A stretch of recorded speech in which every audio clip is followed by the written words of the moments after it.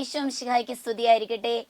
ഈശോ സ്നേഹിക്കുന്ന പ്രിയ സഹോദരങ്ങളെ, വിശുദ്ധ മത്തായിയുടെ സുവിശേഷം 5-ാം അധ്യായം 23-ഉം 24-ഉം തിരുവചനങ്ങൾ വായിക്കുമ്പോൾ ഇന്ന് നാം ചെയ്യേണ്ട ഒരു കർത്തവ്യം കർത്താവ് നമ്മെ ഓർമ്മപ്പെടുത്തുന്നുണ്ട്.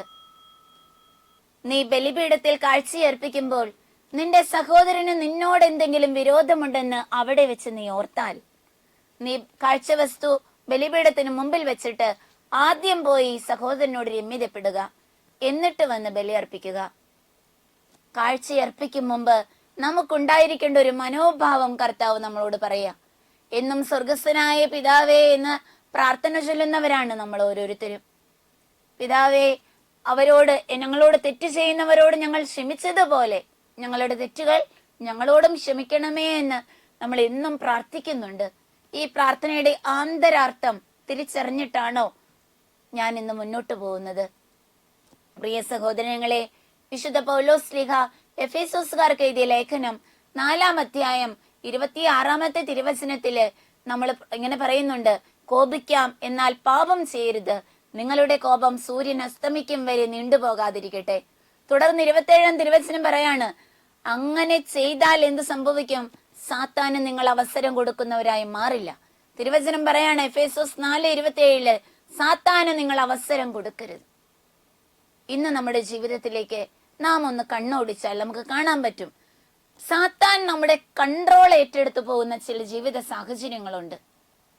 പലപ്പോഴും നമ്മുടെ കോപം, വെറുപ്പ്, ശത്രുത നമ്മെ ദൈവത്തിന്റെ ഒരു സ്വഭാവത്തിൽ നിന്നും ദൈവികമായ മനോഭാവങ്ങളിൽ നിന്നും ഒത്തിരി ദൂരത്തേക്ക് തള്ളിയിടാറുണ്ട്. പലപ്പോഴും നമ്മള് വീട്ടിലായാലും സമൂഹത്തിലായാലും ജോലി സ്ഥലത്തായാലും കണ്ടുമുട്ടുന്നവരോടൊക്കെ ദേഷ്യപ്പെടും, അവരെ മുറിപ്പെടുത്തും. പക്ഷേ കിടന്നുറങ്ങും മുമ്പ് രമ്യതപ്പെടാൻ പലപ്പോഴും ഓർക്കാറില്ല. എന്റെ വാക്കും പ്രവൃത്തിയും വഴി ആരെങ്കിലും വേദനിച്ചോ എന്നൊന്ന് ടെസ്റ്റ് ചെയ്യാൻ നമുക്ക് സാധിക്കാറില്ല. പിറ്റേന്ന് പരിശുദ്ധ കുർബാനയ്ക്ക് പോകുമ്പോ ഒരു ചിന്ത പോലുമില്ലാതെ നമ്മൾ വളരെ സ്നേഹത്തോടു കൂടി ദൈവത്തെ സമീപിക്കും. പ്രിയ കുഞ്ഞെ, കർത്താവ് നിന്നെ ഓർമ്മപ്പെടുത്താണ്. നീ പരിശുദ്ധ കുർബാനയ്ക്ക് പോകുമ്പോ നിന്റെ മനോഭാവം എന്തായിരിക്കണം? നിന്റെ ഹൃദയത്തിൽ ഒരു വ്യക്തിയോട് പോലും ഒരു കുഞ്ഞു നീരസം പോലും പാടില്ല. പോകുന്ന വഴികളിലും ഞാനായിരിക്കുന്ന വ്യാപാരങ്ങളിലും ഒക്കെ സ്നേഹത്തോടുകൂടി മുന്നോട്ട് പോകാൻ എനിക്ക് സാധിക്കുന്നില്ലെങ്കിൽ സാത്താനാണ് എന്റെ ജീവിതം ഏറ്റെടുത്തിരിക്കുന്നതെന്ന് ഓർക്കണം. ഇത്തരത്തിൽ ഒരുക്കമില്ലാതെ പരിശുദ്ധ കുർബാന അർപ്പിച്ച് നമ്മിൽ പലരും രോഗികളും ദുർബലരുമായി തീർന്നിട്ടുണ്ടെന്ന് തിരുവചനം നമ്മെ ഓർമ്മിപ്പിക്കുന്നുമുണ്ട്. അതുകൊണ്ട് സ്വർഗസ്ഥനായ പിതാവ് ക്ഷമിച്ചതുപോലെ ക്ഷമിക്കാനുള്ള ഒരു ക്ഷണമാണ് ഈ നോമ്പുകാലം. ആരെങ്കിലും ഒക്കെ എന്റെ ജീവിതം വഴി വാക്ക് വഴി മുറിപ്പെട്ടിട്ടുണ്ടെങ്കിൽ അവരെയൊക്കെ ഒന്ന് ചേർത്ത് നിർത്താനുള്ള ഒരു അവസരമാണ്. ദൈവത്തിന്റെ തിരുമുമ്പിൽ, ആ വിശുദ്ധ കുരിശിന്റെ മുമ്പിൽ നമുക്കൊന്ന് ഇന്ന് സ്വസ്ഥമായ ഒരു അരമണിക്കൂർ സമയം ഇരിക്കാം.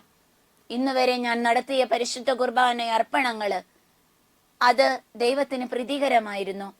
ഇനിയും ആരെയെങ്കിലും ഒക്കെ ചേർത്ത് നിർത്താതെ അകറ്റി നിർത്തി ഞാൻ ഒരു ഭക്തൻ എന്നുള്ള ലേബലിൽ എന്റെ ജീവിതം തുടരുകയാണോ? കർത്താവ് പറയാണ്, നാടകം മുഖം മൂടി എടുത്ത് മാറ്റ്, എന്നിട്ട് ശരിക്ക് യഥാർത്ഥത്തിലുള്ളൊരു ക്രിസ്ത്യാനിയായി നീ ജീവിതം എന്ന് ആരംഭിക്കും. എന്റെ പ്രിയ കുഞ്ഞെ, ദൈവം ഒരു തിരിച്ചുവരവിനെ നിന്നെ ക്ഷണിക്കുക.